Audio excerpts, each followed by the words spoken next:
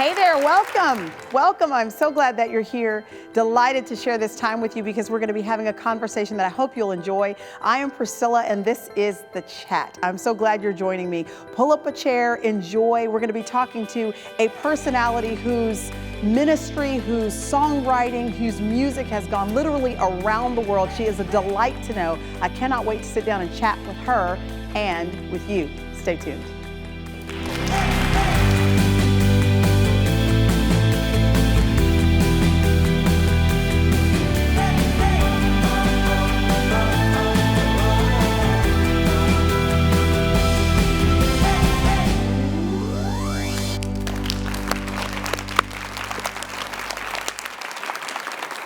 Welcome, I'm Priscilla. I'm so glad that you're joining me. This is The Chat. You've kind of stumbled into our little living room here where we just kind of hang out and talk about some things that we hope will be fun for you to listen to, but also will challenge you or excite you in some way, inform you maybe about something that we want you to know about.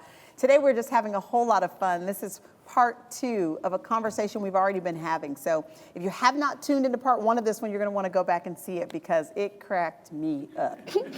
Let me tell you. But this is part 2 of a conversation we have already been having with the beautiful Jamie Grace, who is here. But we're adding someone to the conversation, aren't we, Jamie? Why don't you introduce her? Oh my goodness, do I get to? Yes, do it. Okay, well, she is my guitar teacher. She's my best friend, and she feeds me, so I love her so much. Yes. My big sister, Morgan Harper Nichols. Let's welcome her. Come on in. You're not really on Oh. I'm so glad to be here. Y'all are hugging each other like y'all don't see each other all the time. We don't. Yeah, but we it was really good don't. Like I'm way more cameras. of like the huggy person than she is. She was being sweet. I mean, she's always sweet, but I hug her way more. She is the initiator of the hugs. Yes, I love hugs. So you don't need all that. Yeah, I mean, I think we have a good relationship, and if hugging is a part of it, then all right. I hug her all the time. It's the best. Which Little one sister. of you is? Oops, Okay. Sorry, I gave it away. So she's the little sister. You're the oldest. Yes. No, Okay. Yeah. I'm old. Yeah, she's older, sorry, I won't lie. We're limited on time. She's the oldest by 2 years. Yes, I'm the oldest by 2 years. Which one of you is the bigger character? I feel like I know the answer to I feel like this. Morgan has more personality. Do you see those lips? Totally, Bright red. yeah. Crazy. I bring all the energy. Yeah. I have no idea what's happening right now. Tell me about it. Welcome to my life. No, she's kidding. so normal. She and our dad are all kinds of normal. My mom and I are nuts. Is that the way it is? Yeah, kind of you that and your was dad? her there's statement. balance, Everything I said before was a lie, but that was true. That's true. So Yes. how are you like your dad? How is she like your mom? Well, You can talk. yeah. go ahead, How Morgan. am I like him? Well, Y'all are just normal. Yeah, we're just. I guess. I mean, we They're both. really quiet. Jamie, excuse me, ma'am. I'm trying so hard. I can't. I'm talking Yes. to Morgan. Do we need to remove you it's from my the sofa? turn, You yes. might need to. You might need to. Probably. That's probably what has to happen. Well, we're as my mom says, probably the best adjective is reserved. Yes. Reserved Okay, is you're probably I can sit back and take things in, and then if I want to say something, then I will. But She keeps looking at me. yeah, It's not my fault. because I'm waiting to see how you're going to add to this. I know it's I'm- coming. You know, this is interesting dynamic though. I'm kind of wondering, because I'm watching you, you Yeah. keep looking back at her. And I'm wondering, excuse me, Jamie, I'm talking. It's really entertaining, actually. But I'm wondering, because she's got this demonstrative personality, Yeah. and you're more of a reserved I just gotta personality. hang back. But It's okay. have you spent your life kind of hanging back, or kind of just looking to Jamie to answer Yeah, to do it? and it's really funny because Jamie, like you shared earlier, she's done a lot with her music career, as we were in the past 3 or 4 or 5 years or so, and I also do music, and a lot of people will pull me over to the side at a show, and they'll be like, oh, how is it like having a little sister who's so much more successful than you, or she does all this stuff? And I just tell them, I'm like, no, you've got it all wrong. I just make her do all the hard work, and I just reap the benefits. Like, it's like we made it. It's like, yeah. I'm like, Yes. it's great. She went out there and Paved the does way for you. hundreds of shows a year, and I Yeah. get to just walk on and hang out. It's great. Yeah, there you So, go. it's not all bad. It's not all bad, but I always think it's fun. I'm like, I appreciate the concern, but seriously, don't worry about me. Like, this is a But pretty has it never been a struggle for you, competition? Because you both love music. Yeah. You are an incredible. Listen to me. You have one of. I can't wait for everybody to hear you sing. You have one of the most rich, full, memorable voices I have never heard. It's almost like Tracy Chapman quality. Thank you. It's Thank you this so much. deep, melodic, beautiful sound that everybody can't muster up, girl. You got a gift. You really, really do. Thank you so So much. since both of you are so gifted, has there ever been a time where you have had to, I mean, just let's be real, has there been a time where you've kind of struggled with feeling a bit of, whether it's jealousy or whether it's a bit of, why not me, or competition? Have y'all struggled with that at all? I think for me, the biggest thing that I had to struggle with is that for me, it's so out of my comfort zone to get up in front of people and sing. Is it? Okay. So I never dealt with seeing my sister doing it. I never dealt with seeing her doing it and saying, oh, that should be me. But the opposite happened. I said, oh, that's not me. That's her thing. That's not my thing. I'm not supposed to sing. So I'm even fine. though you had so yeah, the I sort gift of to do it, you built. I sort of just, and I still do it now. We have to beg her to sing. Really, and that's kind of what it came to, is that I have a huge passion for writing, and I'm definitely, I journal a lot, I write a lot. I've been writing, there's like this nerdy thing called National Novel Writing Month every November. I've done it every November since like high school. I love to write. Okay, she won't brag on herself, but she has an amazing women's ministry called White Women Co. She does daily devotionals, and it is legitimately viral on Pinterest and Instagram. She's an incredible writer, like inspirer. But seriously, that's kind of what it came down to. I don't really feel comfortable naturally sharing, hey, here's what I do, here's my book, here's my business card. I'm perfectly content hiding behind a computer screen, just typing away, writing away. But what God has shown me is that God works in us when he takes us out of our comfort zone. And he has shown me that over and over again. The second I get comfortable, the second I'm like, okay, I'm okay not being in the spotlight. I'm okay playing the background. I'm okay hiding behind a computer. That's when he opens up a door and pushes me out there, says, yeah, but I need you to trust me, and I need you to get out there, and you're gonna do that for me. So that's here's been my the question. experience. I love this. I love this so much. Okay, here's the question. How do you get over the hurdle of fear and insecurity that would keep you back from doing what you know God is pressing you to do? Because this is, you're giving us the specifics of your scenario, but all of us have been in that position in one way or another, where we feel more comfortable in one setting, but we feel God prompting us into another, and it doesn't matter what the scenario details are, you still got to make a choice not to let fear keep you from going forward. So how do you do that? How do you say, you know what, Morgan, we're going to do this today, even if we don't feel like it. How do you do that? I honestly have to remember people. There have been times in my life where I've played a show or I've spoken to a group of people and someone walked up to me and said, I really needed that. Thank you for saying that. And I have to hold on to that because I don't have anything to do with that. That just shows to me that God used me as a vessel to speak to someone. So who am I to hold back? And if he's given me an opportunity, even if it makes me uncomfortable, even though it's totally out of my comfort zone, I'd rather just hide in a corner.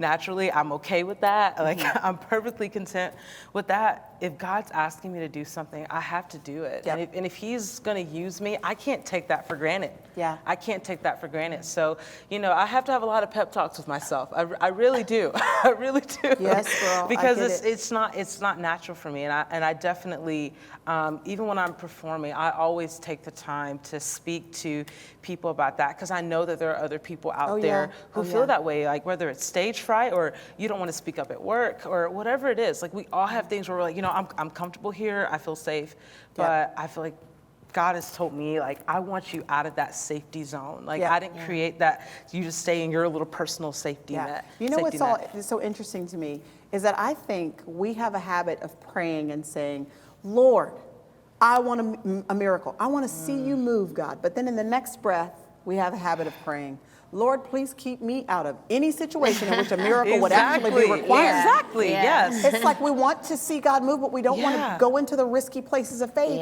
Where honestly, he's trying to beckon us there because in that place we get to see him. It's like he's trying to answer our prayer, but we keep going, not me, not me. Exactly. And I want you to know that I applaud you for that so much, and I resonate with it so much because I have a track record with God from the time I was your age, about 22 years old or so, till now, 40 years old. My track record with God is that he has always put me in a position where I was in over my head. I have always been in over my head. From when I first started speaking, it wasn't a plan to speak. I'd be on a platform and everybody else would be in their 40s, and here I was, this 22-year-old. I always felt outmatched to the Kendrick brothers calling and said, we want you to be on a big screen in a movie. I said, you want me to do what? But if I let fear go, keep me crippled and paralyzed, I would have never had the treat for the past 18 years of seeing God, not only his strength be perfected in my weakness, but see him pull potential out of me I didn't even know was there. It's like I didn't even know the stuff you put in me. You only get to know it when you go out there on the water, then you get to see yourself walk on it. You know what I mean? By God's grace. Yes. So I applaud you for that. I'm glad that you're sharing that message. Tell us about your ministry to young women. Yes, and that was another place where I started it out of comfort. I said, this is a place, I love to blog, I love to write, I can hide behind my computer. I did it anonymously. I didn't put my name on my website. My picture was not on there. I just don't do that naturally. But however, I wrote this blog post called 40 Questions to Ask Yourself Before You Date a Guy. Because I just got married, and my husband was my first boyfriend. So I didn't have like this whole like dating history or anything. But your husband is her manager. Both of you tour manager. So he works. Now he's her tour manager full time, but he tour managed me for 2.5 years. Yeah, he started off doing my merch. He had to work his way to the tour manager position. He started off moving boxes. Well, he obviously worked his way into a lot of different things. He's great. He's great. Yes. That's not even, everybody thinks that we met in music. We actually met in college, but that's where we met. And then as we were getting married, that's when Jamie was starting to do music full time. So it was just a whole bunch of things started happening at the same time. But a lot of young women, because I was 20 years old when I got married, so a lot of younger women, teen girls, they were starting to ask me like, how did you know he was the one? And asking me all these questions. I was like, all right, I'm just going to put it in a blog post. I'm just going to write it. How did you know he was the one, Morgan? Well, I honestly, I knew, because this is going to sound really strange, but he wouldn't go away. As JB talked about, as JB was talking about earlier, just, growing up, a preacher's daughter, you hear, oh, a guy has to pursue you and all of this. And I believed that, but then it took me a while to realize that he was pursuing me. And God had literally placed him in his... It took you a while to realize, oh, this is what it looks like. Yeah, I was like, oh, wait, this is it. All right. We all knew for a long everyone around time. me was like, Morgan. But, me being in my comfort zone, I'm like, no, I'm okay. Like, I'm not going to talk to a guy right now. But I really had to humble myself because I did like him, but I put up a wall. I put up a wall because I was like, no, can't be it. Like, I'm not trying to get out of my comfort zone.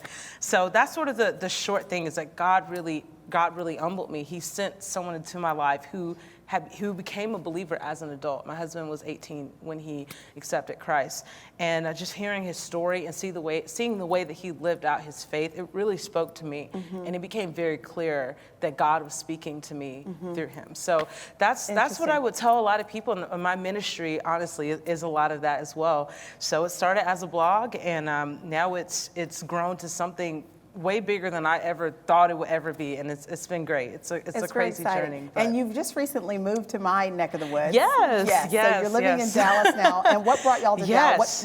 What prompted the move? Yes. Well, we've been married, Patrick and I, for 5 years. And ever since we got married, we've always prayed and said, God, we will go wherever it is you want us to go. And we never had anywhere on the map in particular that we wanted to go. But a little over a year ago, we were in Texas doing music there. And it was almost at the exact same time that we almost audibly heard God say to us, this is where you're supposed to be. And it was the strangest thing for us because we had never talked about moving to Texas. We had never considered it. And we'd only been there a few times just playing shows and working there. So we started to just pray about it and talk about, what does this even mean? And it was just such a crazy thing that started to unfold. I started to get emails from women in my ministry that had been writing and contributing, and many of them were based in Texas. And I was like, that's kind of strange. I never noticed that before. And then we just, with music, just playing a lot of shows and doing a lot of things on the West Coast, and we just felt God calling us to be in the middle, in a central place. And honestly, it was a huge faith move, and we definitely feel like it's where we're supposed to be. Well, so there you are in a new place for God to do new things through your life and your ministry and all that. And we want to hear y'all sing. We want to hear you sing. We can do that. Thank you. So we're going to take just a little break, break, and then we're gonna come back, me and my blue extension. I gotta give it some color. I Yeah, know. I've Yes, decided, real lips. this is what I've decided. I have decided that from now on, this is not my real life. Yeah. People think this is what I It's do all the not. time. Come no, on, you're so girl, cool. Seriously. I'm at home with some boys doing laundry, trying to figure out new ways to cook chicken for dinner. That's my real life. literally what I do all day. Girl, please. No, I She do. really cooks all day. I cook like 6 times a week and like, yeah. Because you She love does. to cook. I Yes. love to cook. Yeah, it's a little different. It's different.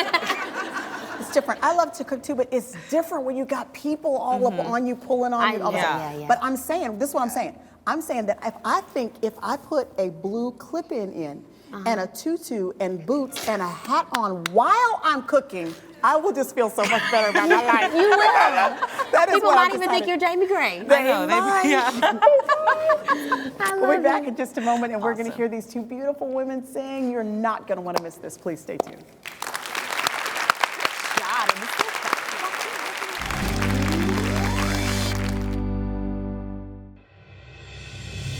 If you're feeling discouraged and defeated, if you're a bit overwhelmed or maybe even feeling undone, if you're wondering whether or not your future has any hope of victory, then listen, this Bible study is for you. Strongholds are torn down by the Word of God. Fortresses are dismantled by the Word of God. When you place faith in Jesus Christ, the righteousness of Christ is credited to your spiritual bank account. That you are the righteousness of God in Christ Jesus. I invite you to join me for a lesson in putting on the full armor of God. Our lives are going to be changed, yours and mine, because we're going to learn that we've got the victory in Jesus' name.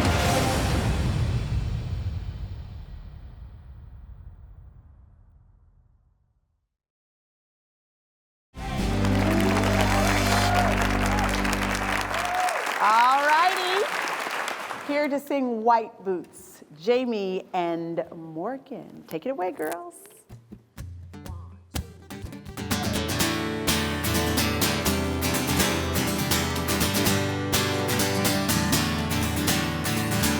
Little girl dreams are bigger than they seem. I'm thinking about the future in my daily routine. I want a blue house and a picket fence. That's the kind of innocence that makes me wanna wait until my wedding day. I'll be standing face to face with the love I know is true. I'll promise him forever from the day we see I do. I got my white boots, my white dress, and baby I ain't getting them dusty. All I need you to bring are the rings, and I know in time I'll be ready. 'Cause I've been waiting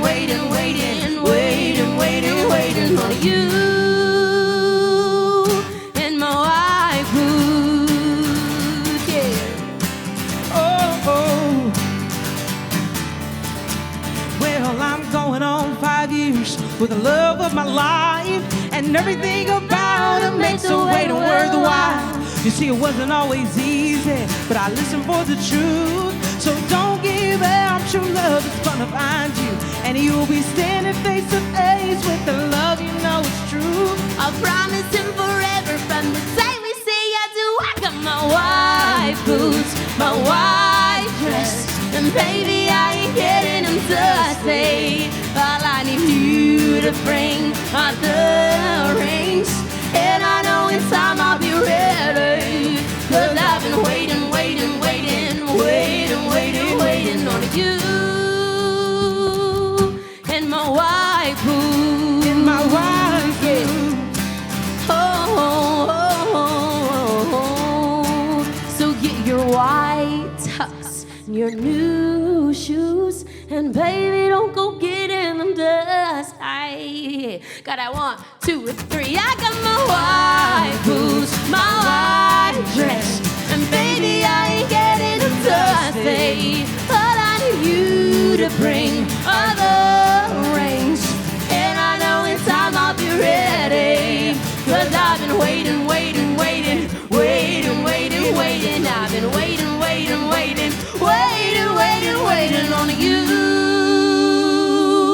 in my white boots. In my white boots. In my white boots. In my white boots. In my white boots. In my white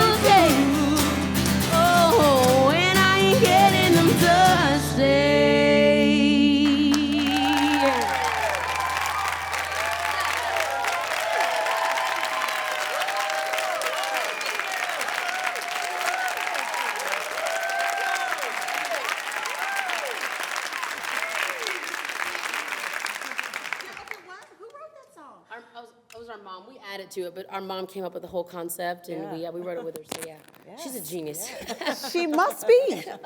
Mostly because she homeschooled you and is still alive. You know what? Amen. Amen. That's why I'm the youngest. There's a reason why there are no more after me. She was like, so It's like, we're done. Okay, just talk to us a little bit about that song. Obviously, the message is clear. Yeah. But make it even more plain, because this is the message of your ministry. This is the message you're trying to get across to as many young women as you can through your white boots and not getting them dusty. Talk about that. Well, it's funny. We realized this the other day. Morgan wrote my verse where it talks about my dreams and what I want for my future. And I wrote Morgan's verse where it talks about how it is worth the wait now that she's married. And I think that really just explains what that means for us. You know, Morgan encourages me a lot. Oftentimes with what she says, and then oftentimes, without saying anything, just by having, a solid marriage, and just waiting, and that those dreams are valid, and like God has them in my heart for a reason, and He's gonna fulfill them. And it might not be when I think when I'm ready, but the Lord might be like, no, Jamie, you're not ready yet. It's gonna be in my timing. And then for Morgan, it's and that is just a conversation. So whether it's between two sisters or mother and daughter or two sisters at church, it's a conversation. Open up to the people that are in your life, people that you look up to that have wisdom, and say, I just need some prayer when it comes to my single life, or let me just share with you what God has done with my marriage. And we just want that to show that as an example, that it's a conversation, and it's a conversation we have as sisters. It's a conversation that needs to be had for sure. I would, like I said it a million times, I'd love to be married, but the Lord is doing stuff in my life right now as a single woman. And without my mom and without my sister, I wouldn't be able to walk through it the way that I'm walking through it. And what part do you think accountability needs to play in maintaining white boots? Yeah, it's a huge part, Yes. I mean, I've got. But practically, what does that look like, accountability for you? Well, I'll say, I guess maybe I'll say on Morgan's end, because when she and her husband was her first boyfriend, when they were first dating and stuff like that. Well, I mean, there's just the conversation. I mean, we were roommates at the time. My husband and I started dating in college. Yeah. And it's just little things like that. So you're saying you guys were roommates, and so that there was accountability. Exactly. There were little things like Morgan would be like, yo, you're watching a movie with us tonight, And it's just like. You are the third wheel. You are staying here. Hey, and I know how to own the third wheel, because when you're the third wheel, they buy you food. So it's like, I've learned how to work it. But it's just, honestly, I mean, accountability is a huge thing. And it's not accountability because you think somebody's going to do something bad, but it's accountability because we're human. And it's important to have that accountability because it's beautiful and it's healthy and it's needed. And, I talk to Morgan about everything. I talk to my parents. I literally talk to my parents about everything. And it's really helpful to have that. Why do you guys think you have that openness with your parents? I think because they were open with us. Did they just kind of openly talk about birds and the bees? And I always share this. Like I remember like the first, you're a teenager, you go through puberty, and when that lady came around the first time in the first month I ever had. My mom looked at me and said, "You know what this means, right? You can now birth children." And I was mortified, but I was like, oh no, like too much information in one day. It was just too much. But she wanted us to know, like, this is the reality of life. At the same time, that was the reality and it was the truth. And I'm glad that she felt that she could tell me that, and she needed me to know very clearly, both of your parents did an amazing job in rearing you and raising you and educating you in inspiring your passions and your dreams, and we're all the better for it, that's for sure. So listen, there's another song we want to hear. Why don't you just take us out of here with that beautiful song? Yes, we'd love to hear it. Thank you. Thank you for being here. Thank you.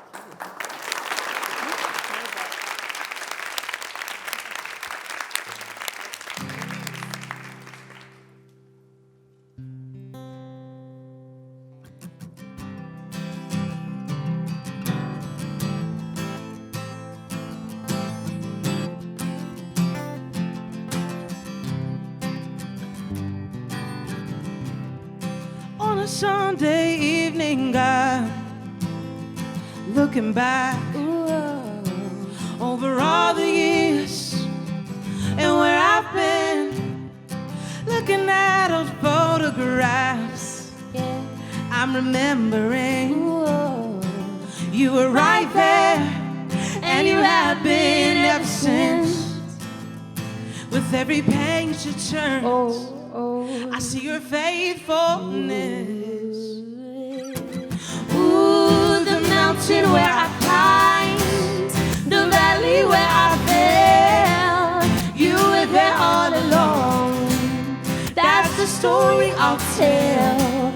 You brought the pieces together, made me the storyteller. Now I know it is well, it is well. That's the story I'll tell. There were some nights I felt like they would last forever, but you kept me breathing. You were with me right there. Tell it. And all that you have done for me, I can never hold it in. So here's to me telling this story over and over again. Ooh, the mountain where I climbed, the valley where I fell, you were there all along. That's the story I'll tell. You brought the pieces together, gave me that storyteller. Now I know it is well, it is well. That's the story I'll tell. 'Cause you hold the broken, you hear my every cry, my every cry. You hear my, And my eyes are open, and I know that it is well. It is well. Ooh, the mountain where I climbed, the valley where I fell, you were there all along. That's the story I'll tell. You brought the pieces together, made me the storyteller. Now I know it is well.